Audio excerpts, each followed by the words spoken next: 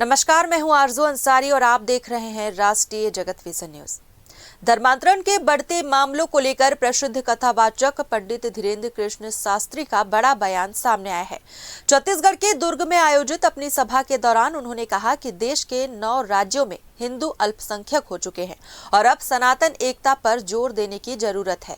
उन्होंने कहा कि हिंदुओं को एकजुट होकर अपनी संस्कृति और परंपराओं की रक्षा करने का समय आ गया है। पंडित शास्त्री ने कहा कि छत्तीसगढ़ में अब हिंदू समाज जागने लगा है और इसी कारण वे लगातार प्रदेश का दौरा कर रहे हैं।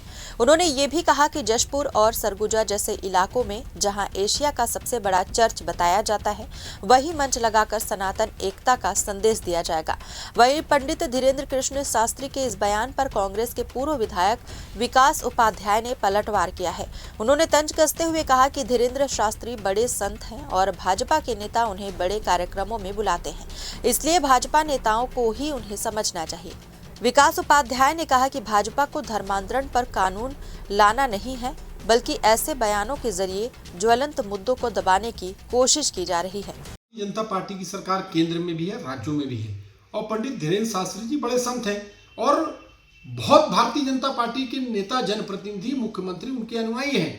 भारतीय जनता पार्टी को ये सलाह उनको जरूर देनी चाहिए। जिस प्रकार से भारतीय जनता पार्टी जब कांग्रेस की सरकारें थी तो वो धर्मांतरण पर कानून लाने की बात करती थी। सत्ता में बहुमत में नहीं थे, विधानसभा में बहुमत में नहीं थे, लेकिन बात वो बिल लाने की करते थे।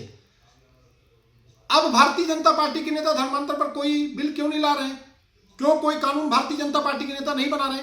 पंडित धीरेन्द्र शास्त्री जी को अपने भारतीय जनता पार्टी के नेताओं को उनको जरूर सलाह देना चाहिए ताकि वो धर्मांतरण पर बिल बनाए। तरीका बहुत सीधा है, आपके भी नहीं कह रहे। ये बात हमने जिनकी तरफ से आपने प्रश्न किया उन प्रश्नकर्ताओं को कह रहे हैं कि हम 9 राज्यों में अल्पसंख्यक हो गए हैं, अब आगे हिंदुओं को बचाना है तो हर हिंदू को सनातन एकता पर जोर देना ही। इसी के साथ बात विराम।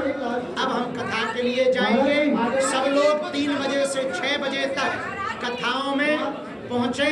दरबार 27 तारीख को लगाया जाएगा। श्री राकेश पांडे जी, बहन सरोज पांडे जी को बहुत बहुत साधुवाद। एक दिन पत्रकारों से आरती करवाई जाएगी। फिलहाल इस खबर में बस इतना ही। देश प्रदेश की खबरों से अपडेटेड रहने के लिए हमारे चैनल को सब्सक्राइब करें और नए खबरों के नोटिफिकेशन के लिए बेल आइकॉन जरूर दबाएं। नमस्कार।